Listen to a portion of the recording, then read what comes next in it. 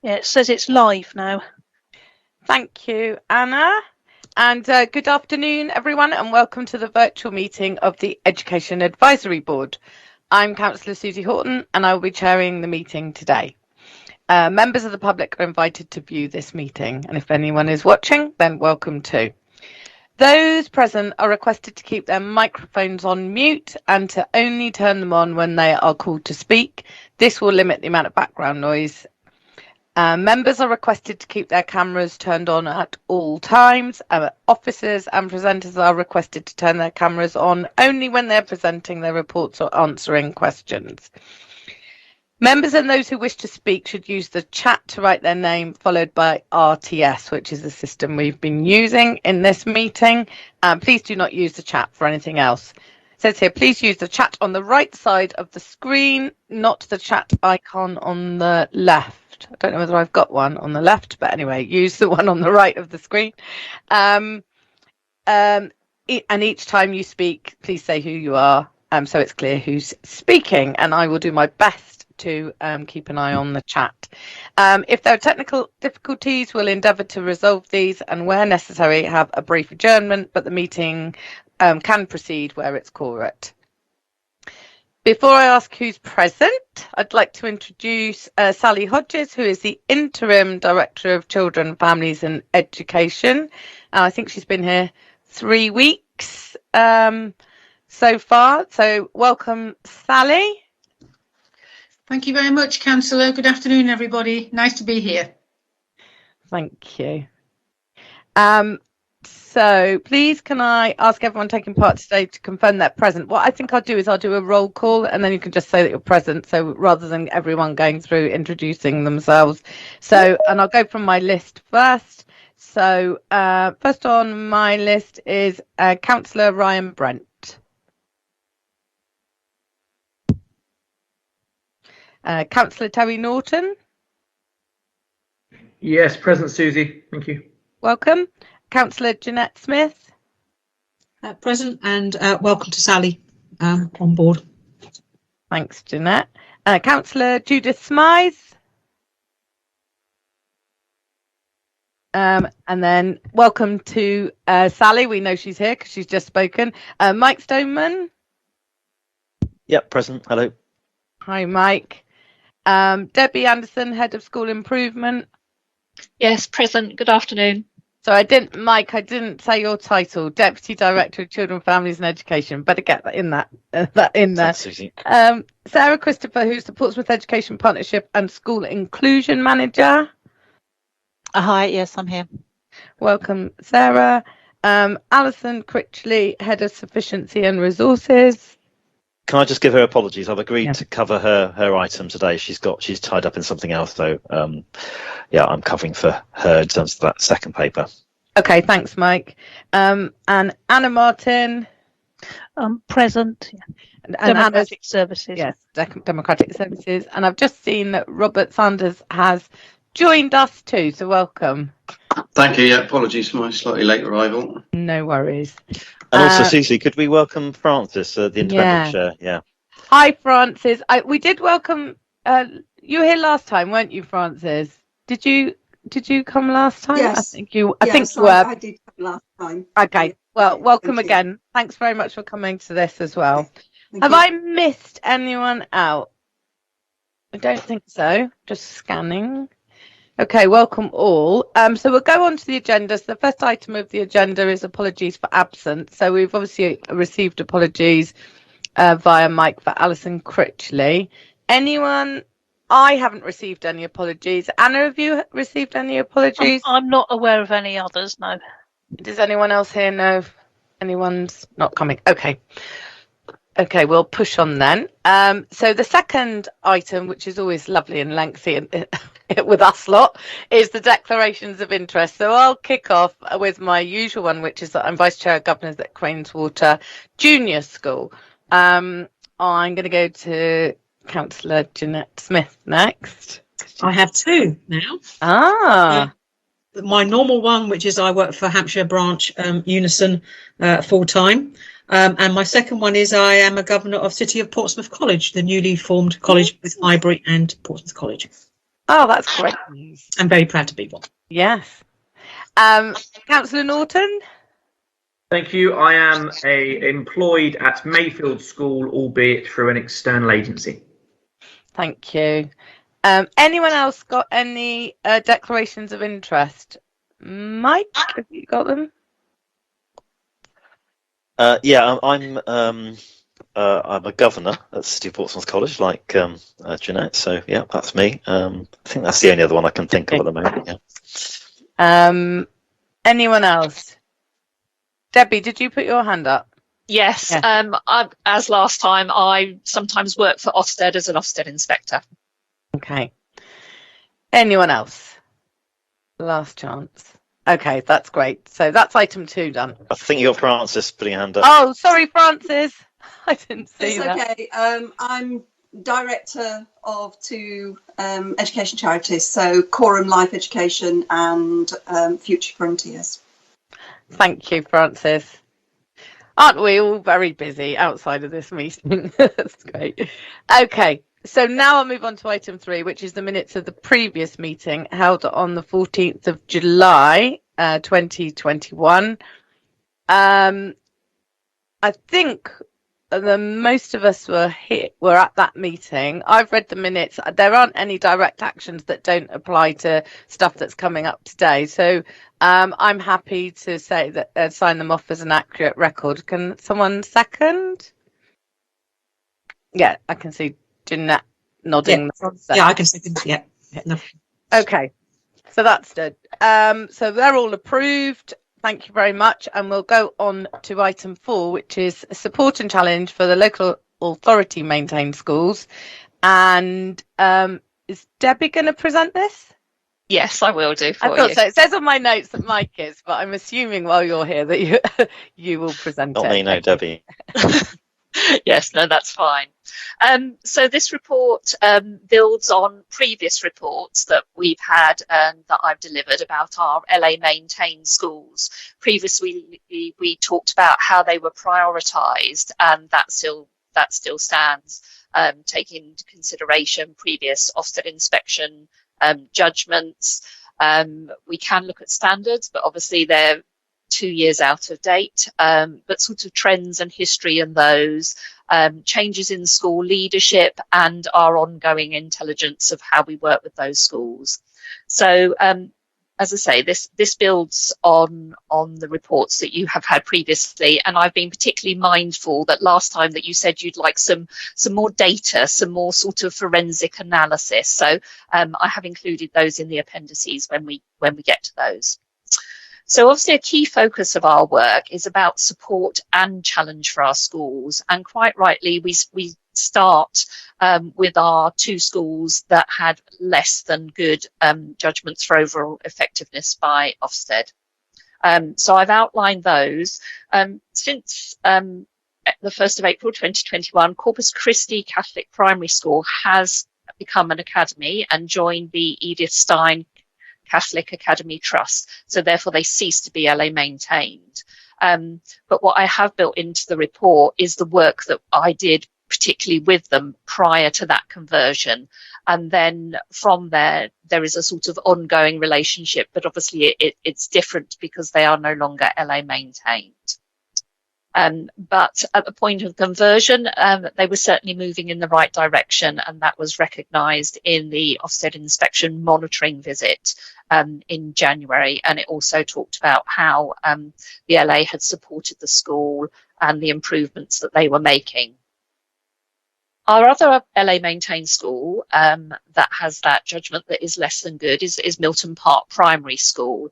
And particularly through the pandemic, HMI and Ofsted were conducting, for Milton Park, termly monitoring visits. So I've included in there the reference that in their last monitoring visit in June 2021, the HMI found that leaders and those responsible for governance are taking effective action in order for the school to become a good school. Their conversion date to become an academy is now the 1st of December 2021. So at the moment they remain an LA maintained school and I'm working with them. But obviously that conversion date will change that relationship. also built on the sort of successful school-to-school support that we secured, particularly for those two, for Corpus Christi and for Mainfield, and have included Milton Park. So we managed to secure national leader of education work to support those schools, which was particularly through the pandemic. So that was brokering of 5 days support. Moving on, I know we're all very concerned about literacy and standards in literacy. So I've written and reported to you about the twinning bid. We have been twinned with Hastings Opportunity Area. They receive significant funding, but to receive their funding, they have to do some twinning. And we were asked if we would twin with them. We put in a bid. And we were enabled last year for 10 schools to take part in a reading programme that is designed and run by Hackney Learning Trust called Destination Reader. And I'd refer you to the detailed appendix. I had to write a report at about Easter time. The schools started the training January, so Easter time was a mid-year report. And then there was a report at the end of July to secure the end part of that funding. So I hope you'll be able to see it. It was really positive. I mean, obviously through COVID and lots of things have happened. The programme was quite flexible.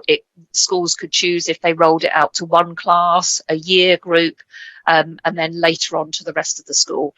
And I have actually visited a couple of schools that have been employing Destination Reader, and it seems to be really promising. And also building on that, we have been able to extend it. I have put in a second bid for a second year of the project, and we have 8 further schools, Key Stage 2, that are taking on Destination Reader.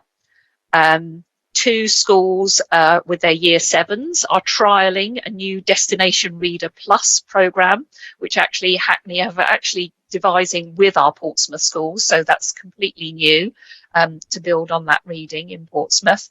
And one further school is taking on another reading programme, which is particularly for Key Stage 1 as well. So the bid that I secured, which I've just recently had confirmation of, has secured those further schools to become part of that second cohort with that programme. Obviously, phonics is really important. We had our particular grilling from our meeting with Nick Gibb last year. But saying that, we do have a local English hub, Spring Hill Catholic Primary School in Southampton. And it's those English hubs and the hubs that tend to hold a lot of the funding from DFE. And not all of our schools who were eligible had accessed that funding. So I've been able to secure some schools accessing funding to purchase further resources and programmes that they need to particularly improve their phonics work. Phonics is really important. The Early Language and Literacy Development Group of the PEP, we've got a work stream on phonics, and we are working on developing phonics not only at Key Stage 1 but up into Key Stage 2 and 3 and 4, because as I've said, all teachers of are teachers of reading, whether it's secondary and they're a subject specialist, or whether it's down in primary or Key Stage 1. So you might hear the term SSPs, Systematic Synthetic Phonics Programmes. There will be in March 2022 some particular programmes, these SSPs, that are validated by the DFE. So some schools are waiting to see what the validated list are. Others are moving and adopting SSPs now, but they are particularly structured, and all the resources and all the teaching materials match at the particular point in time the phonics that the children are being taught. So the work that I've done with schools is to make sure that they're aware that that's becoming a requirement and how they move towards that. If they choose not to adopt an SSP and to follow their own programme, everything has to match, and it has to be really, really a robust process to get the results to ensure that those children are developing those phonics skills to improve their reading. You will understand that for moderation, that's not now mandatory for our early years foundation stage profile, but we've continued to offer that in a way so that our schools can check out those judgments, and that's been organised by our early years team, and schools have taken that up. Obviously, leadership is important, so I continue to support particularly some of our recruitment processes. And just recently this term, I was part of the advisory sort of part of a recruitment panel to recruit a permanent head teacher for one of our LA maintained schools, Cottage Grove Primary, even though they are going to convert and become an academy on the 1st of December. So I was there in an advisory capacity, as well as somebody from the Academy Trust that is going, and their Board of Governors. So it is important to support those head teachers, and there is a specific coaching group that has continued to support some of our newer to headship head teachers. And as you can see from the quote, I think it's been really tough for experienced head teachers going through the pandemic, let alone if you're new to headship. So I think they have valued that support, both virtual and by visits to their schools. I've put a little bit about HISP. So Teaching School Alliances have gone, but we're now in the world of Teaching School Hubs. And also you won't hear the term NQTs, newly qualified teachers have gone. We're now in the world of ECTs, early career teachers, who have training and development with the early career framework for 2 years now, and some release time, and their mentors are with that. But HISP are running that programme, and most of our schools, I believe, have signed up to that. Peer review, part of the education strategy. So I'm currently involved in two sort of strands of peer review. We now have a peer review process for our LA maintained schools, which all of them, apart from the 2 that are converting in the next couple of months, have signed up to. The teams have been organised, the schedules and dates have been organised, and some training has been delivered. So there are about 3, I think, happening before Christmas, a lot of those peer reviews happening in the spring term, and a couple in the summer term as well. And then we also have the peer review process that has been written for the Portsmouth Education Partnership. And at the moment, we're developing the training for that with a trial group. And that trial group of 3 schools includes an LA maintained school, schools that are part of ARC, Multi-Academy Trust, and also a school that is part of University of Chichester Multi-Academy Trust. So you can see how we're working together on that. So we've done an initial training video, and then we've delivered some face-to-face training for the next part of the process. And in light of the feedback, we've slightly amended that. And then what we're looking to do is for that trial group to go ahead, trial the actual process before we put it out across the whole Portsmouth Education Partnership. I've also included the information about Pompey Pirates, who are definitely looking to expand on the back of their success so far. And that's particularly for the most vulnerable and disadvantaged children. Obviously, that's not just our local authority, LA maintained schools, but all schools, but certainly putting the director of the hub in touch with the most vulnerable children and disadvantaged. But it appears to be very successful, and it looks like that second hub will be opening in January 2022 in the Dockyard, which is fantastic, and that will be another 100 places offered to children. So it started with 60, went to 90. At the moment there's 100, but there will be another 100 children that will be offered places with that. And then to support our LA maintained schools, particularly now that inspection is well underway again, whether we agree with it or not. Over the summer holidays, I wrote some training modules, and I've been working with some of our LA maintained schools, particularly understanding the process, but also understanding the Ofsted early reading deep dive, because reading tends to be, that happens in every primary inspection. And then everything else sort of tends to lead from there. And we know if children can read, they can access the rest of the curriculum. So lots been going on, particularly for our LA maintained schools that we meet with very regularly. And I think they really welcome both the challenge and the support that they've had over this last period of time.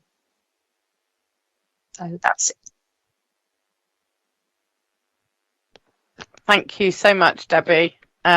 Quite a range of stuff that has been going on, so, and also building on a lot of stuff that was in the previous report as well. Mike, you've got your hand up. Yeah, just a couple of things I wanted to add to what Debbie has said, one point which I think was reflected in Debbie's presentation is the fact that although this report was about our LA maintained schools and the challenge and support we provide them, of course a lot of the work that Debbie does is citywide, and that reflects the work we do as part of the Portsmouth Education Partnership. So you've heard about Destination Reader, Phonics, Pompey Pirates, peer review. Of course, many of these programmes, academies are involved as well, because it makes sense to, because obviously these are Portsmouth priorities, and we work really closely with academies. So just that was just one point I wanted to make, and just another one which is very recent. We've agreed as part of this education senior leadership team that we will do kind of informal visits to all our LA maintained schools each term, split between the 4 members of the SLT. So that's myself, Debbie, Alison, and Liz. So we'll be doing those termly visits, and that's just to keep in touch, make sure that our maintained schools are okay. Any issues that are springing up, we can address those, and just make sure that they're getting the support they need, on top of obviously the challenge and support that Debbie puts in around school improvement. So just wanted to alert you to that as well. Thank you very much. Thanks. Terry.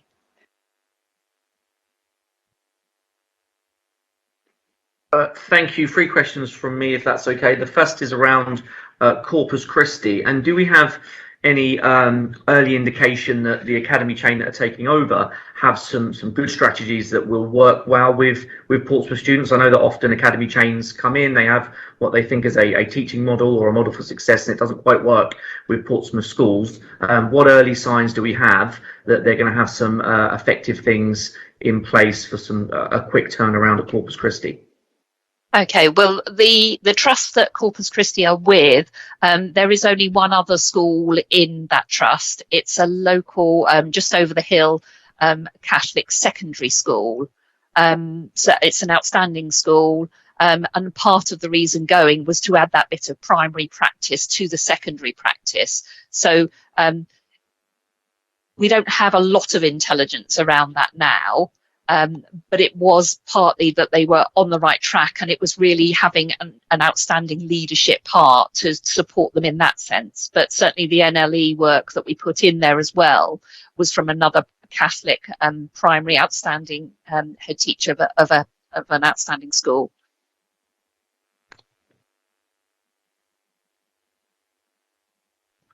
So will we continue to work closely with them so that they understand, Portsmouth's background and what have you? I know sometimes, for example, Bo Hunt come in and take over a school in inner city Portsmouth. It doesn't always fit the mold. So will we carry on working with them so that there are some, so they're very clear on what they're inheriting? Over the hill sounds quite different in terms of demographic.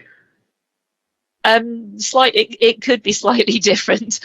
We do have our sort of annual conversation with each of the trusts. So Mike and I and some of the senior officers, we would have that annual conversation, and that builds in some support and challenge, and they would be able to update us. And then obviously things that we're doing across the Portsmouth Education Partnership, academies are part of that. So Corpus Christi are part, they are using Destination Reader, so they're part of that network as well. So we keep in touch with them on the projects that they're doing.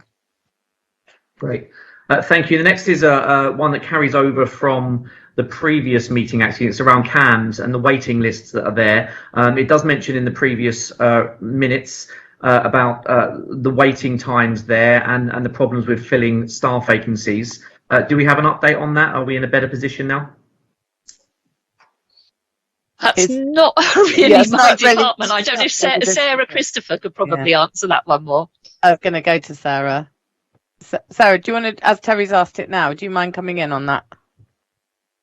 Sure. It's a similar picture nationally and a similar picture locally. What we have been able to do is we have it's out for consultation at the moment. We have a draft pathway to clarify actually the whole raft of support that is available for wellbeing and mental health, such that obviously there are still children and young people that are waiting for CAMS a much longer time than they would want to be, or that we would want them to be waiting. But there's also a lot of other supports, and quite often people think they want CAMS and actually there is other support available. So what we're trying to do is make sure that the people who can get the right support, so for example from mental health support teams or from Couth, or there's various other online programs that are available that are quality assured and professionally backed, that those people have access to that support to reduce some of that pressure on CAMS. So we have still got that investment in CAMS. There is still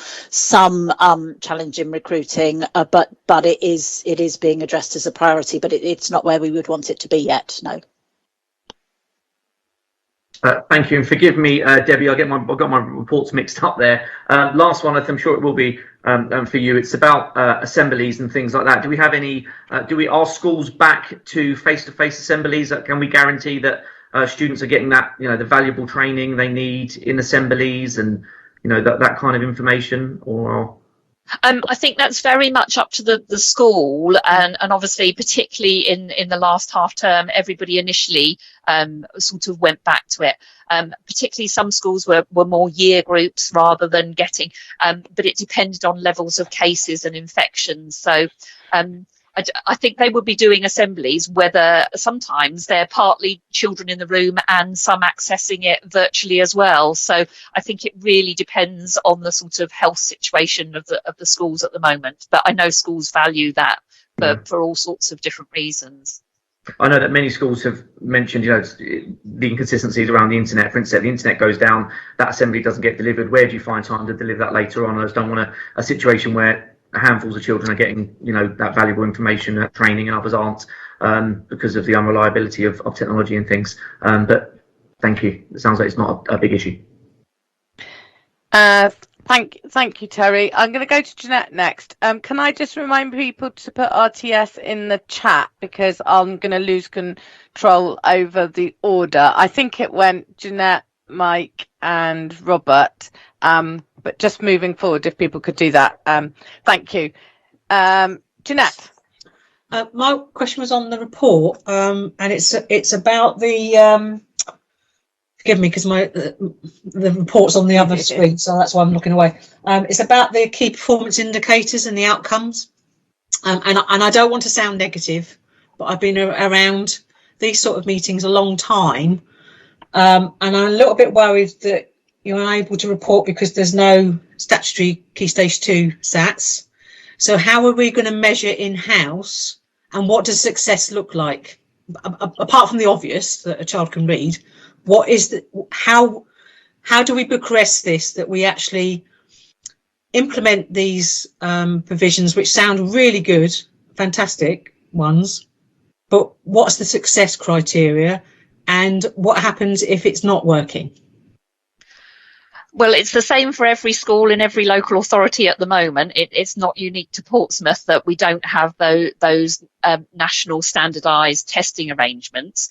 All schools will be assessing, tracking, monitoring the progress of their children. What we don't have is the standardised measure by which to benchmark one school against another, and a national picture and a national average. We just don't have that.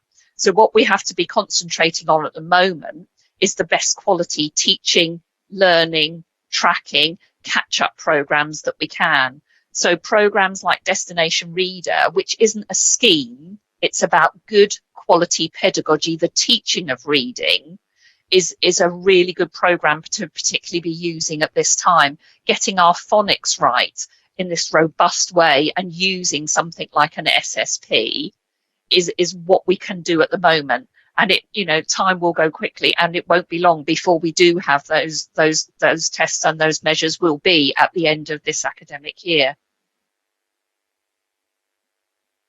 So will we know early if there are problems in certain schools with either implementing this process or it's not working as it should be?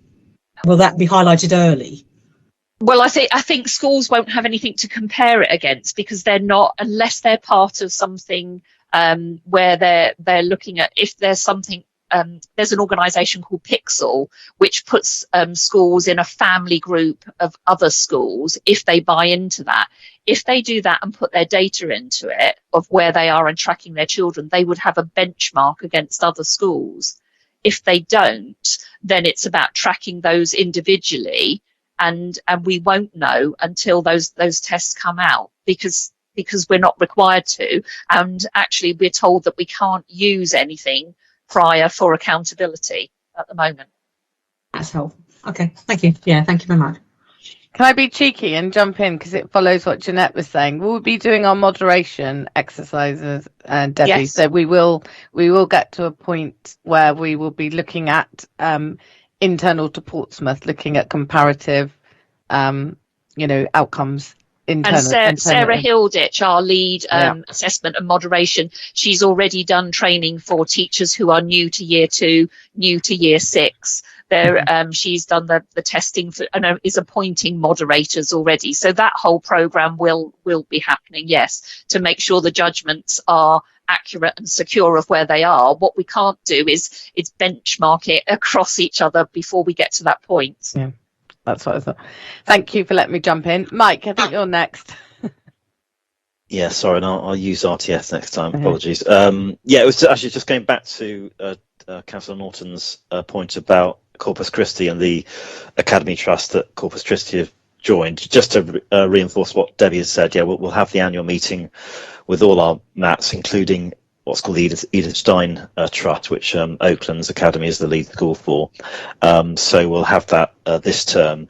And also worth just reinforcing that quite a lot of the pupils in our Catholic schools, whether it's St Swithin, St Paul's, Corpus Christi or St John's, go to Oakland's in year 7. Quite a lot now go to St Edmunds, which is, which is a positive thing, and that obviously acknowledges the fantastic progress St Edmunds have made, but still quite large numbers go to Oakland. So we're very much in touch with them, and we'll be checking on progress later this year. Thanks, Mike. Robert. Thanks, Chair. Just a couple of questions, if I may. One, you mentioned, Debbie, NQTs are now ECTs, and that lasts for 2 years rather than an NQT, which was a year. Are there any cost implications for that for schools in terms of release time and so on, covering outside of the classroom and so on? Yeah, schools are actually funded to be able to do that with their mentors. So mentors have some release time and the ECTs have some release time, and then they have time together. But yes, schools are funded for that because it's over the 2 years now. Yeah, great. Okay, that's helpful. Thank you. And then you mentioned, Mike, actually, you came in and mentioned about termly meetings with trusts and so on. Is it still the policy that you're encouraging schools to join academy trusts? And also, do you have positive relationships with all the trusts, or are there some trusts that you find it harder to communicate with than others? Is the general picture positive? Yeah. Okay. In fact, if you go on mute, Robert, because I'm getting some echo, that might help. Yeah. Okay. So in answer to your last question, yes, we by and large we have good relationships with our multi-academy trusts. 13 at the moment. It'll be 14 when the University of Portsmouth Academy Trust is set up and takes on 2 of our maintained schools. The only trust where I'd say it's perhaps not so good is some of our larger national chains, where, not surprisingly, communications are a little bit more complex because they've got, a sort of a larger hierarchy. So United Learning Trust, for example, which looks after 3 of our schools in the north, and ARC schools, which have 3 of our schools in the south, the communications with them is not as strong as they are with some of our local and regional trusts. But having said that, ARC in particular, the relationship has really strengthened over the last few years. So I think we're in a much better place. I think probably the only trust now I would say we could do with a slightly better communication is United Learning Trust, and we're meeting the new regional director this term, so I'm hoping we can improve that. But yeah, that's a strong relationship. Your first question, sorry, just remind me, what was that, Robert? I've forgotten already. It was just about whether you had still a policy of encouraging schools to become join multi-academy trusts or not. Yeah, the policy hasn't really changed. So we still say to schools that we would like them to consider joining strong academy trusts who have a proven track record. but we don't particularly push it anymore, to be honest, Robert. The schools that are left have made it pretty clear that they wish to remain as LA maintains schools. It is their choice. It's the choice of the governing board. That choice is only taken away from them if they get themselves into a category of inadequate or special measures from Ofsted. Otherwise, and in those situations, they are forced to become a trust through the RSC. But no, we leave it to the governing board to decide what's best for the school. But what we would say, if they are considering joining a trust, then look at those strong academy trusts that already exist within the city. We would encourage them to look at those first. Yeah. Okay, thank you. And just to echo actually your comments, one of our schools being an ARC school charter academy, their communication engagement with the diocese has improved recently as well in terms of so that kind of mirrors your experience. It might be helpful to know. Thank you. I can't see any other questions. Just before. Oh, sorry, Judith. Beg your pardon. I've just seen it, and then Francis as well. Sorry, Judith. In past years, recruitment of teachers and new teachers and experienced teachers have been a problem in Portsmouth. I haven't recently heard any comments on that, but I just wondered if it was possible to give a general comment on whether or not Portsmouth schools, regardless of the sector they're in, are having difficulties recruiting good staff, and whether we'll be able to retain them better than we used to be, and whether there's any kind of problem for us in comparison to other areas as they used to be. Do you want to answer this, Debbie, or is that more relating to the next report? Fine. You can go on to this one. Okay.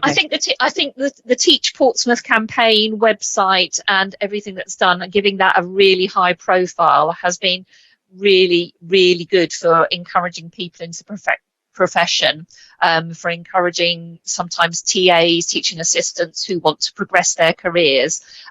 So I think there is a basis out there. I think the pandemic has made things more difficult, and I think teachers are tired, and it has been a difficult time. My concern would actually be more around school leadership, because I think when that's advertised, you get far less numbers and people applying to be school leaders than you did previously. Good point. Thank you. Thank you. Thanks, Judith. I'm sorry I didn't see that. Francis. Yeah, mine was really just a response to add to what Mike said and Robert about the relationship with the MATs. Part of the thing that I'm trying to sort of support through the PEP is to meet with all the MAT leaders as I do. So I've started meeting the leaders of the boards feeding through, but some of that are the MAT leaders. And this half term, my focus is to make sure that I've spoken to them all, so that we get a much more inclusive feel, and that they feel that they can contribute as much as any other Portsmouth school. So hopefully that will build a relationship, and certainly ARC have responded, so that looks good.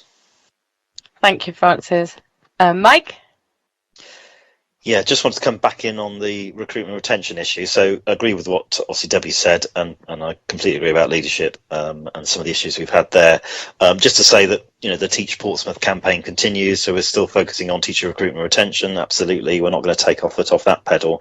But the other issue we've found, and we're getting more and more feedback from head teachers around support staff, particularly teacher assistants, and the difficulties schools are finding to recruit those kind of staff in the face of more attractive wages and more flexible hours in other industries, notably, for example, in supermarkets. We're up against that kind of competition, and that particularly affects our special schools.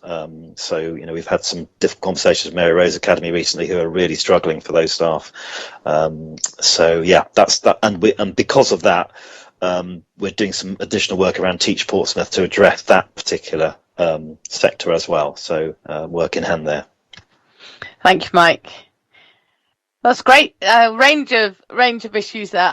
Before we move on, I just wanted to say, it's really interesting in this meeting that, and I think it reflects the close working relationships of the MAT with the local authority, that we frequently stray into talking about things as a whole, where actually, in theory, this meeting is for local authority maintained schools as a focus. But I don't see that as an entirely bad thing, because in actual fact, the relationships are really, really close. And I think that PEP has done a really good job on that. But I do think we always need to be mindful of the autonomy that schools have when they become academies, and the role the local authority plays. And we obviously do invest in that, because we invest beyond just the local authority schools. But it is interesting how, and I think it's not the same throughout the country, that people talk about Portsmouth schools so holistically, and that's a credit to a lot of the positive work that's gone on, particularly around the PEP. Anyway, so this item was around noting the report, so I'm assuming everyone's going to note it, and we will move on to the next report, which is the ongoing response to COVID-19. And are you going to present this, Mike? Yeah. Okay, I shall hand over to you then. Okay, so yeah, I'm covering this for Alison, and in many ways it's quite a short report, even though the report is fairly long, and the reason for that is it builds on previous reports that we've presented to this board in October 2020, February 21, and more recently in July 21, and kind of provides an historical account of all the support that has been provided in response to COVID. So the sections I'm going to focus on in this report are sections 9 and 10, which basically cover what we've done since we last reported to the board. So if we just move to those sections, I mean, I'm happy to take questions, by the way, on the rest of the report and all the work we've been doing. But as I say, this is just picking up on sections 9 and 10. So section 9 of this report covers what we did over the summer holidays, which may seem a long time ago now, but two key things we did over the summer was the obviously the food vouchers for free school meal pupils using the COVID grant fund that we had, and that was made available to all children of statutory school age, including year 11 leavers, and we did that through the Eat and Read scheme, as we've been doing in previous holiday periods.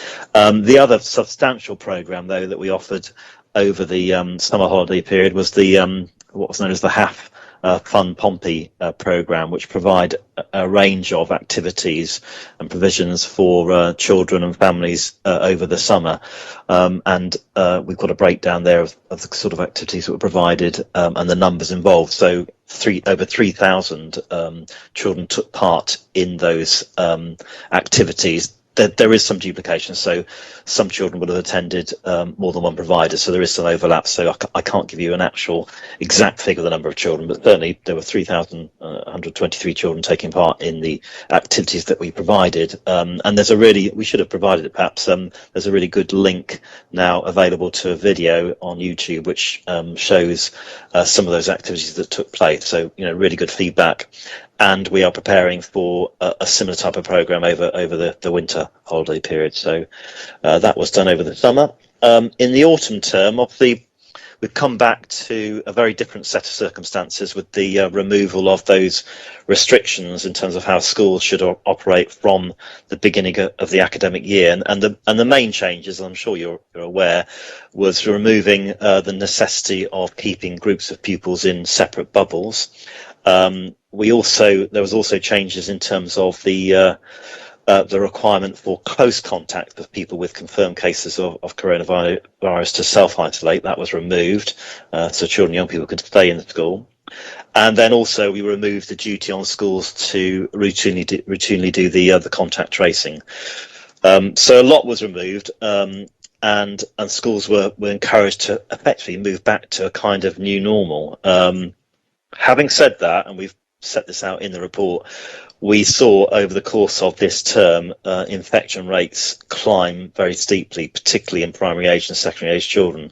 And in fact, it wasn't so long ago that in Portsmouth we had the highest infection rates in the southeast, and in fact the 10th highest nationally. That has come down. We're in a slightly better place now, but amongst primary age children and secondary age children, the last set of figures we had were showing still very high rates. They've come down slightly over half term, but they are still high. And I think was particularly concerning towards the end of the first half of this term was the pressure this was now exerting on our schools. We're not just seeing pupils absent because of coronavirus, but it's the staff absence that is now really putting pressure on schools. So there were a number of schools a week before half term that had to partially close. There was one school which effectively closed in the last 2 days. That was at Admiral Lord Nelson School, and moved to remote learning. And we are watching that closely this term. I've not had any schools yet report any difficulties, but we know that may reoccur with the high rates of reinfection. One of the things we've done to support schools is that a letter went out from Helen Atkinson at the start of term, effectively saying to schools that if there is clear evidence of outbreaks within your schools, then the Director of Public Health gave permission for those schools to bring back measures that they had in place prior to the summer. So if a school believes it is right to bring in, for example, the use of masks in communal areas, or wants to bring back in the bubble approach, etc., then schools have been given that autonomy to do that. And that was reinforced in the communications we sent to schools just before half term. Some local authorities have taken a rather more radical approach and have sort of kind of forced this issue, although the DfE have challenged them on that. We've given that autonomy to schools to make those decisions, but with the blessing of the Director of Public Health where that is needed. So a number of schools have brought back measures to address the high infection rates where they've got clearly in school transmission of infection. So that's an important point to make. The other update to give you is of course around the 12 to 15 vaccine programme. All of our mainstream schools now have had that in place. The only schools outstanding was the Harbour School, which is this week, and one of our independent schools, Mayfield School, which is also, I think, this week or next week. And that will complete the on-site vaccination programme in those schools. And I have to say, actually, I think it's been done superbly well by Solent NHS and their school immunisation team. And I know the secondary heads have fed back some really positive stuff in terms of the support they provided. In terms of uptake, we don't have any definitive figures to give you at this stage. I've got an estimate, which Claire Curry has given me, which is around about just under 50% take up, which I understand compared to the sort of national rates is pretty good. And of course, the government now has opened it up. So as well as the in-school vaccinations that were taking place, we've now opened it up so parents can book on-site clinics, which is going through St James's, and I understand that over half term there's a really good uptake there, so I should think those figures will improve when we get the next batch of figures in terms of uptake. So that has also taken place, and we've continued to provide support schools for that, and that pretty much brings us up to where we are at the moment. So yeah, happy to take any questions, Susie. Thank you, Mike. Has anyone got any questions or comments that they want to make? Jeanette? Yeah, just a quick question on the vaccinations. Do we have any figures for how many staff, teaching and non-teaching, have had their vaccinations? Good question. I don't have that. I mean, I know that the vast majority will have had their vaccinations, but actual numbers, I don't know if we've got that figure. Actually, I can check with Alison Critchley. She would have been able to probably give you a better response if she were here. But I've not seen that figure, to be honest. So I'm not sure. I can check for you. It's just that rumours are circulating that schools will be next on the mandatory vaccination stuff. Yeah. So I was just wondering if we were in a position where we knew what that would be, but I can understand why we don't. No, yeah, I don't think we know, but I can check. Yeah, but I don't think so, Jeanette. Thanks. Good question. That's it then. I don't think there's any other questions for you, Mike, or comments. I can't see anyone.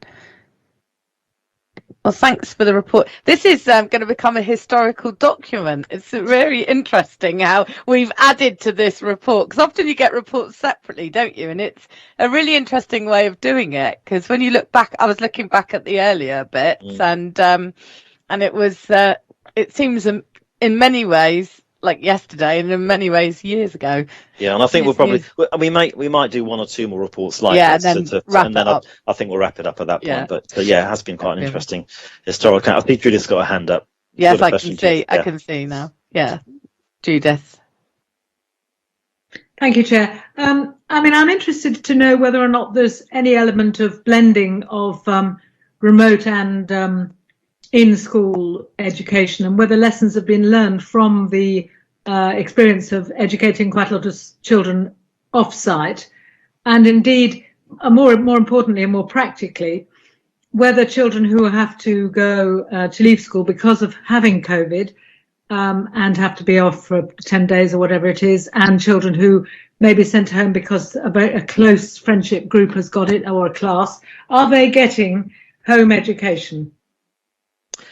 Yeah, I mean, the schools now are in a much better position to respond to provision of remote education, and indeed, though, for those children that unfortunately are having to self-isolate, they are getting access to a much improved offer, and often access to the actual lessons that are taking place in school. It does vary from school to school depending on the situation, but many of our schools now are able to offer that. And of course, we're, as part of the PEP education strategy, we have a key priority around digital education, and we're looking to build on the successes of the last 18 months and to make sure that we continue to offer a really strong digital offer, both in the classroom and also at home. So yeah, well, I think we're in a really good position, Judith, compared to where we were.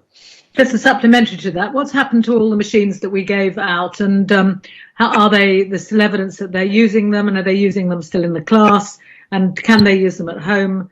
And has there been many of them sold over the summer to pay for food, that kind of thing? Yeah, we can track the ones that, because it varies. So the initial allocation went through the local authority, and we've kept a track on those, and where they needed a maintenance or an upgrade, then we've been party to that. The second round of allocations went direct to schools, and as a local authority, we don't really have any knowledge and tracking of those. So I couldn't tell you what's happened to all of those. As I understand it, in terms of what the schools are telling us, they're still being used. And obviously, when children have to go to remote education, we've got all the devices in place to support that. We are certainly not, whereas once upon a time we were struggling for devices, that is not the case now. In fact, I would say we've probably got more than enough. Yeah. You're on mute. You're on mute. It would just be a bit of a pity if some of the good things about the remote education, including children being able to access remote materials, maybe even just to, on some occasions, mug up on what they learnt face to face and. Yeah. I think for. Oh, sorry, Mike. You can. No, go on. There are some places where involve parents much more, and I can imagine that would be quite a nice thing, is to say, well, look what we did today, and call up the class again. Are there any schools that you know of that are really building on that as a success? I would say that most of the schools that I've visited so far, that initial stuff at home is actually being used as an essential part of their pedagogy now. All the schools I've visited have it's become part of business as usual, rather than. So it was essential to have it at home, but now it's either essential to have it in school or it's school to home. But I don't know whether anyone can give any more data on that, but that's definitely what I've seen anecdotally and heard anecdotally. Just to say from a personal experience, I think there's some processes or some things that they've changed as to where it works. So for parents' evenings, for instance, a lot of those are remote now. So instead of a parent having to get to school, struggle to get there from work, not be able to park, they use an online system now. So, staff and parents can be in the comfort of their home whilst having that kind of feedback. And that seems to, I think that will carry on for lots of schools that I've spoken to. Yeah, I've heard that as well. Mike, did you want to add anything else? Or? Yeah, no, just to reinforce that. And of course, a number of our secondary schools, they've moved to make sure that every child has a device, and have agreed, put in agreements with the party suppliers to do that, and have those devices maintained, and asking parents have to pay for that unless they can be subsidised because it's a child who comes under pupil premium. But many secondary schools have gone down that route to support home learning as part of the overall offer that schools provide. So yeah, it's really moving forward. Thank you. Thanks. I guess the other point that Judith was making, which I think is a really important one, is that did we come out of the pandemic taking the silver linings and not letting it kind of slip back? And I think it's fair to say that we did. Definitely one. Yeah, definitely. Brilliant. Thank you, everyone. So members of the Education Advisory Board have noted the actions that have been taken over the past 20 months by the Council and partners to respond to the pandemic and the ongoing work that's in place in order to continue to support education settings. Thank you, everyone. That is noted by the board. And the last report is item 6, which is the strategy to reduce fixed term exclusions and improve school attendance.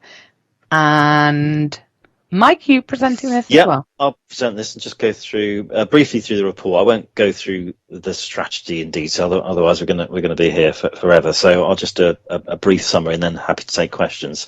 So yeah, just to say the purpose of this report is to give you sight of a draft citywide multi-agency strategy which we've been working on for the past few months and which went to the PEP Strategic Board a few weeks ago. And what we're doing here is effectively putting forward a case, I suppose, and a proposed way forward for a renewed collective effort on how we can reduce time lost from school through non-attendance, exclusions, reduced timetables, etc., against the background of learning loss that obviously has been experienced by many of our children and young people during the course of the pandemic. The rationale for why we're doing this is because it's still, we know, a huge issue for us. Although we don't have a sort of comparable data to benchmark ourselves against national figures since 2018-19 in terms of reliable data, we do know that school attendance and fixed term exclusions are, when I say fixed term exclusions, it's now being replaced by the term suspensions. So forgive me if I don't use the new terminology, but school attendance and suspension still remains a big issue for us.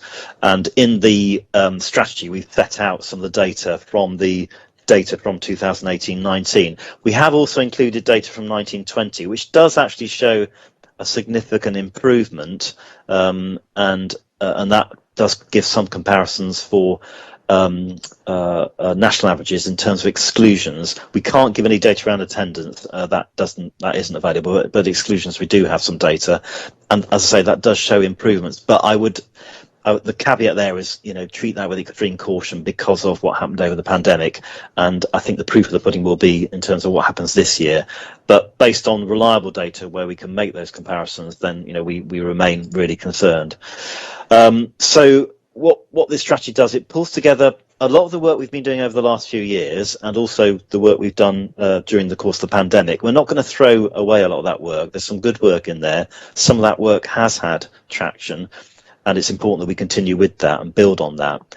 But we obviously need to do more. And a major strand of this piece of work is something what we're calling relational practice, which builds on all the work we're doing around restorative practice, which is around high challenge and high support for our children and families. And we've been working closely with Salton's Academy Trust, as we have a really good standout example in Trafalgar School that have been implementing this approach over the last 3 or 4 years, based on good practice elsewhere in the country, particularly in Leeds, and they've been working with a particular school in Leeds who have been doing this, but we also know of some good work that's been going on in Hull also.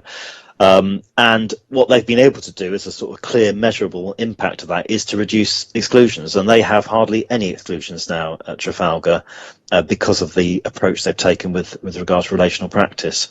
It's not just about the relationships with children and families, it's also about other things. It's not a silver bullet. So for example, they've put a lot of work in terms of their in-house alternative provision, which provides bespoke education for those children that are struggling. But what they don't do, and unfortunately this is what happens in other schools, is that provision becomes a bit of a silo area for children who are struggling, and they stay within that kind of alternative provision, whereas at Trafalgar they provide that bespoke provision. It's tailored, but they're quickly moved back into mainstream classes to benefit from that, and that has paid real dividends at Trafalgar. So it's not just around relational practice, it's more than that, but we're looking to build on that. And over the course of the next year and beyond, we're going to implement this with waves of schools. So our first wave of schools will involve 17 schools, as well as also the one FE college, and they will be getting the benefit of training from Sultan's Academy Trust, and also a company called L30, which is somebody called Mark Finnith, who has been to our PEP conference and our inclusion conference, and they'll be providing training and support over the course of this year to help them roll out relational practice in our schools. And to do that, we'll need the commitment from the head teacher and obviously the senior leadership team, including obviously the governing board and the Multi-Academy Trust, where that's relevant. We'll have the support of the local authority through the partnership that we're developing with Sultan's Academy Trust, and then also the support from L30, which is Mark Finnith. So we're really excited about this approach. We believe it will deliver better outcomes. We've seen fantastic success in cities like Hull and Leeds. So yeah, I think probably I'll stop there and invite any questions. Thank you, Mike. I have spotted it. Let me just look at the time. Who was first? Judith. Because you? No. Terry. No, Judith. I can't work out what time it was. Just to be quick about it, yeah. I was interested in the relationship between a restorative practice and a relational practice, and maybe it would be worth having a half hour devoted to your relational practice, and with a particular attention to how it might overlap. And I hope that families wouldn't be subjected to two very, very slightly different sorts of practice, because some of the same families will be getting both. But I don't particularly want to take time in this meeting now, but I do think it might be useful to have a little presentation, maybe not just for us, but for training for counsellors on it. I did find the one that was done on restorative practice, although I knew a bit about it anyway, very, very helpful. And it'd be good to have that. I think it's an exciting, if it's like restorative practice, it sounds like it's a very exciting thing to do. Yeah, no, we've had a similar sort of question from members of the PEP Strategic Board, actually, who were just wanting to understand that difference. I mean, Sarah might want to come in, but essentially the restorative practice we've been running and doing quite a lot of training in schools has kind of focused on more individual pupils and families and the work of the pastoral teams, whereas this is very much a whole school approach which affects all pupils. It's a culture we're looking to establish within schools, not just focusing on those that are the most vulnerable. But Sarah might want to just come in and add a bit more to that. Happy to, if that's okay, Chair. Absolutely. So it incorporates the two in a way. Relational practices restorative practices are relational approaches, and it also includes some of the work we're doing on a whole range of other things, including trauma-informed approaches and so on. So it is absolutely, as Mike said, it's a way of being. It's not an intervention.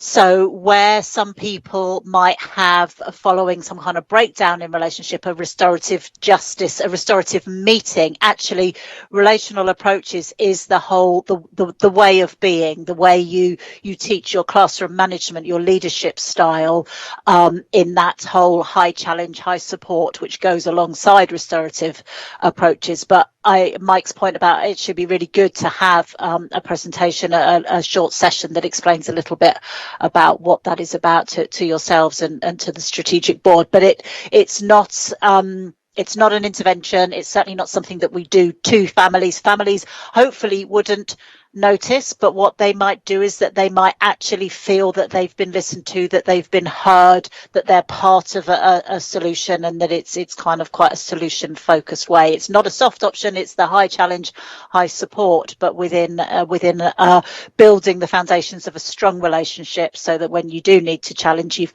got that capital in the bank, as it were. Thank you, Sarah. That's good. And I apologise, Terry. I was looking at my times and I realised that I put Judith ahead of you. So, Terry.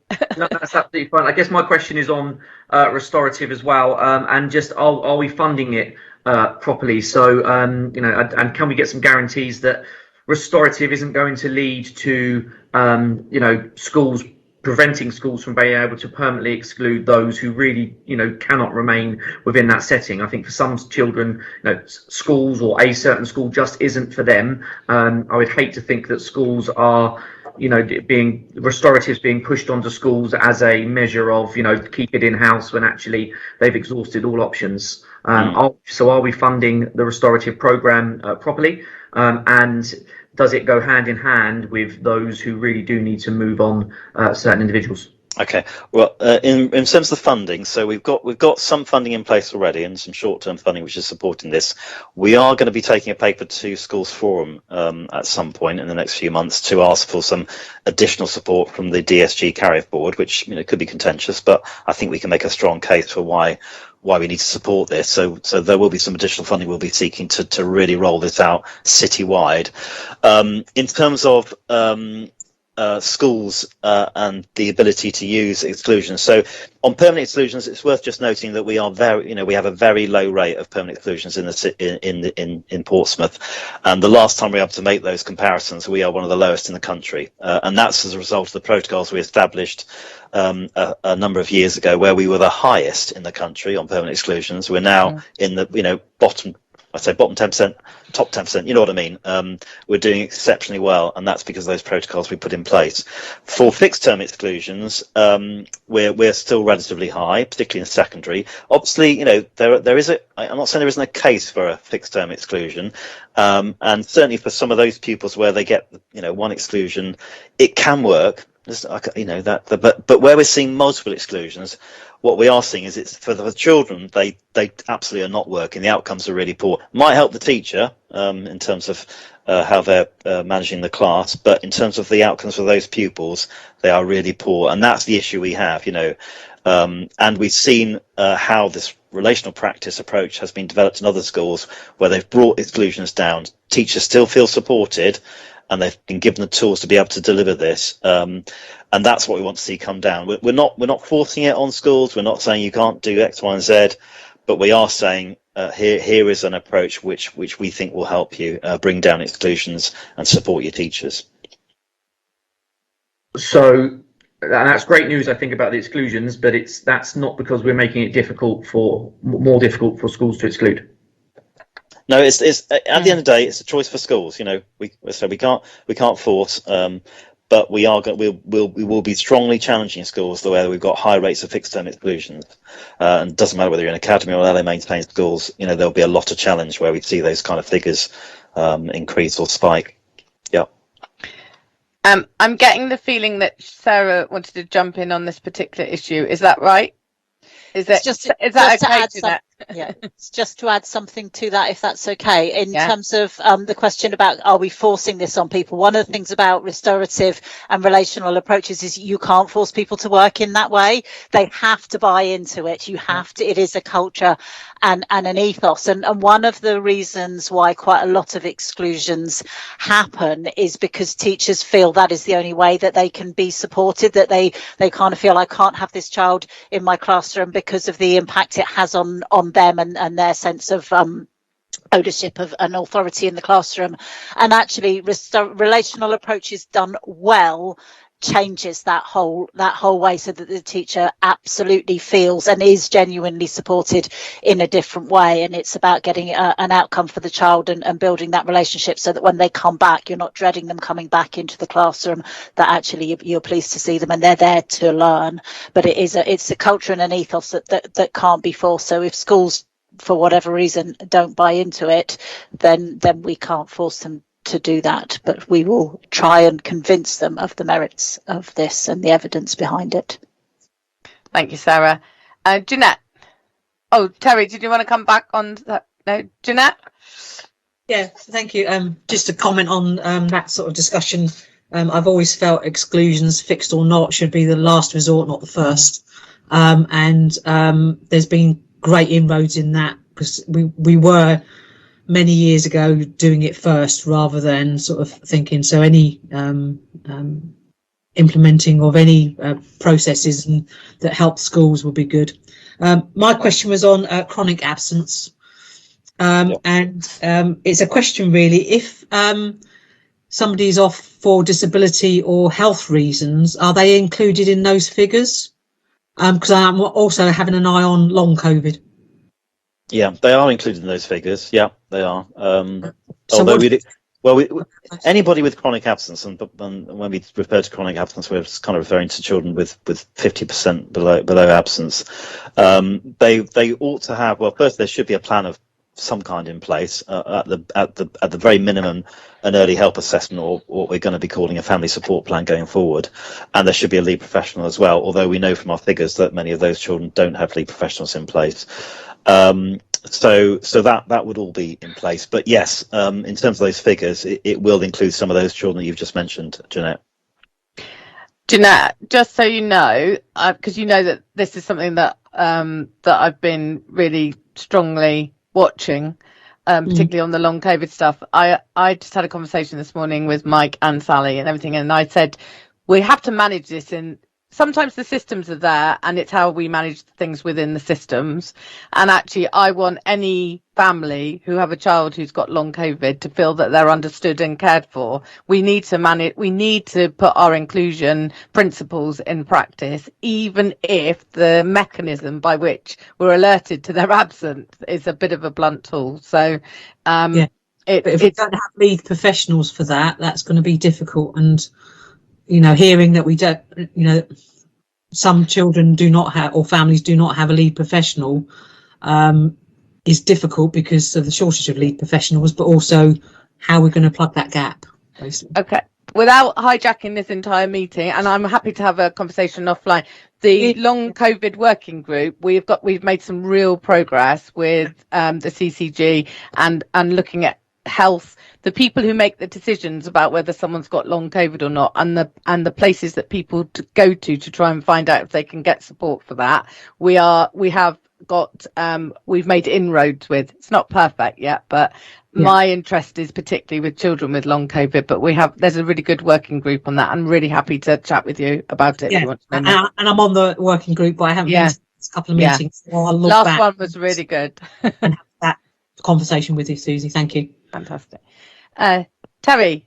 Yeah, thank you. Come sort of move forward a little bit so I can come back if I may. Moving probably away from restorative and into the exclusion part of that. So again, where that's very much the end of the line, I'm hearing that Harbour, for instance, has a waiting list of up to a year. So is there anything in place to address situations where an individual really that school have exasperated themselves, they've exhausted every single option, and they're just waiting to get someone in? Is there anything in line for that changing fairly soon? Well, we've got a little bit of waiting list to Key Stage 3 at the Harbour School, which we're managing, and we believe that will improve next year once we've got the Wimmering provision in place. In the meantime, for those small numbers where they are waiting, we do have other support in place. So, for example, the Inclusion Outreach Service being a really good example of that, where we can provide additional support to schools, which is free, to help them manage and support those children that are on that waiting list. Sarah might want to come in with a few other areas, and obviously we've been providing support through the Portsmouth Inclusion Education Quality Mark, which also gives support to schools through that as a result of the self-assessment they do, which will then identify areas where we can provide additional support. But the Inclusion Outreach Service is a really key part of that, Terry. Great. So no child is left in a school where it's clearly not working pending entry into Harbour? Well, so long as the school reaches out to us, yeah. I mean, we would always support those schools, and the Inclusion Outreach Service is the area that we would point schools to if they need that additional support. Absolutely, yeah. Great. Sarah, do you want to add something to that? Well, so they may be in the school in an interim period while they're waiting allocation, but that's where as Mike says, we'd work with the Inclusion Outreach Service to put support in place. And if it's a dual registered place and the school would be paying for that dual registered place, then actually it's looking, well, what else can we do to be creative about how that resource can be used to make sure that the child's needs are met and the school is able to get the support that they need. We are also working, because one of the things about Harbour where they are dual still registered places. Those actually schools need to take them back as well. In order to free up those spaces, it needs to be a revolving door, because we could make the school 4 times the size and you'd fill it, because that's the very nature of these things. But actually the discussions with heads is we don't need to do that. It's about managing. We have got the space. It's about managing the tension within that, and the tension on inclusion. So we're also working to evaluate all the in the school's own alternative provisions and looking at sharing best practice across there, because actually schools have all got their own things that they do as well, and learning from each other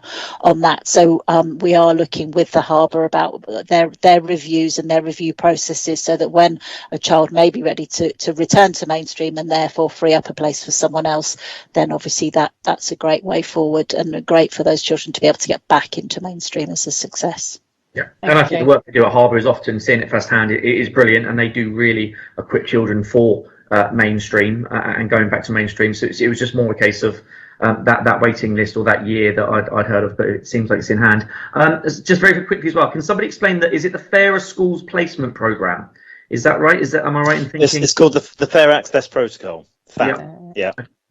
So where you've got children in that sort of position, it will go through a fair access protocol. So for secondary schools, we have a group which is led by Secretary Lead Links, and they will come to a decision about where those children are placed. And for primary, we have a fair access protocol in place, where we've got a number of inclusion support panels based on a geographical basis. But yeah, FAP is what it's called for short. Yeah. And it's regulated so that there aren't schools that are sending hundreds of kids off and others that are being quite resilient. It's fair, and it's exactly. Yeah, great. Yeah, very fair. Although there's quite a bit of tension, but actually it's a well-respected process across the city. We manage it and facilitate it on behalf of schools, but it's schools effectively making the decisions as part of those panels. Yeah. And one more for me. Sorry to keep going on, but one more for me, if it's okay. It's in my notes, and it was about Trafalgar and the work that they do there, and their provision of inclusion provision sounds fantastic. And but obviously they've had funding to do that. What are we doing in terms of, if we're going to share that model? What are we doing in terms of funding schools so they can set up that kind of provision to reduce exclusions and what have you? So it's not extra money. Just say actually, Trafalgar have not had any additional funding for this, so they've done that completely within their own budget, and have adapted their curriculum and their approach to relational practice accordingly. So we'd want every school to do that. We are providing some funding, which we are giving to Salters Academy Trust to lead on this work across the city, so all schools can benefit from this. But there is no additional funding going to Trafalgar for their own work per se. Okay, so schools won't get a grant or something to change facilities, employ specialists? No, what they will get is training support, bespoke support through Salters Academy Trust and through Mark Finnis. So they will get that as part of this programme of support. But we'd obviously expect schools to embed this and deliver this as part of their normal way of operating. Brilliant. And then last but not least, if that's okay, to come back on Jeanette's point, is there any way that we can have an update in the next meeting around the named lead professional figures, and so we can track that and see where that's going? Because 50% seems really high, or less than 50%. Yeah, no, happy to do that, and obviously we track and monitor that through our LA Link coordinators that are attached to all our schools, and we are really watching the chronic absence with a lot of interest, and those figures around children who don't perhaps have a plan in place, like an early help assessment or indeed a lead professional. Yeah, we want to crack that, and as part of our ambitious targets is effectively to say that any child who has chronic absence should have a plan in place and have a lead professional. 100%. Yeah. Thank you.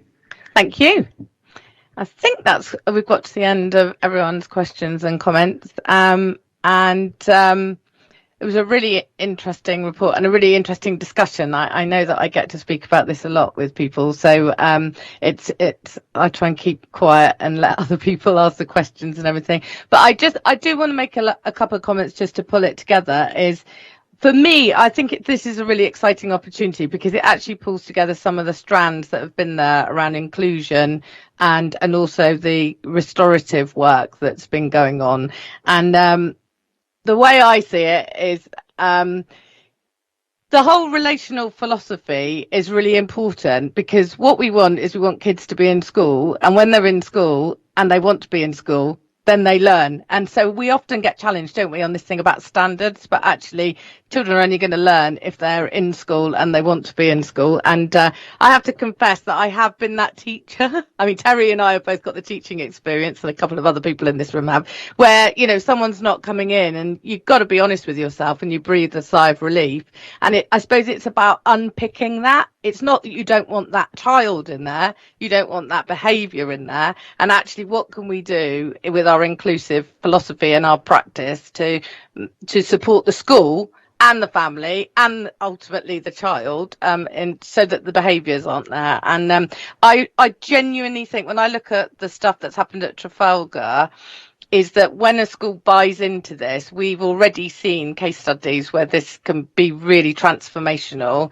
And I'm really optimistic about the next couple of years about how if schools do buy into it, I think we could see a real step change in some of the stuff that we've been focusing on trying to improve. So thank you to everyone who's been involved in this, and thanks for the questions and the challenge as well. And we'll look forward to seeing how this rolls out.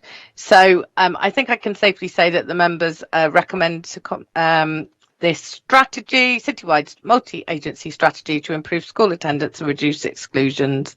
And just to note that the final version of the strategy and an update on the implementation of the action plan will be brought to the next board meeting in February 2022. Okay, thank you very much for those 3 reports to all officers, and thank you to members for raising the questions. The date of the next meeting is Thursday, the 10th of February at 4 o'clock. And we will confirm the location nearer the date, whether it will be online again or whether we'll be meeting in person.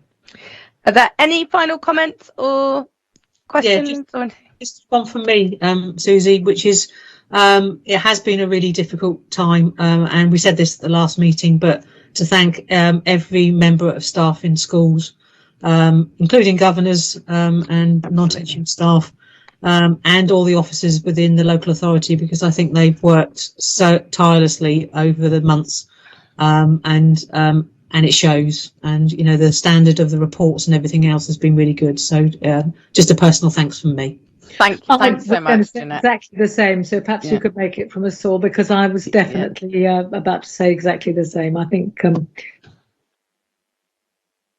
I think Judith's frozen. We're not through the COVID either, but it's has. I hope that people with abilities to be flexible and things like that, and I feel it's perhaps strengthened people rather than the other way around. Yeah, thank you, Judith. And I can see Terry nodding, so I'm assuming this is a joint thank you from all of us to all officers and teachers and everyone working in schools. That nice note to finish on. Thank you, everybody, and I'll see you at some point, sometime, somewhere. Bye-bye. Thank you. Turn the live stream off. You'll still be audible for a couple of minutes. I'll hang around, but other people can leave.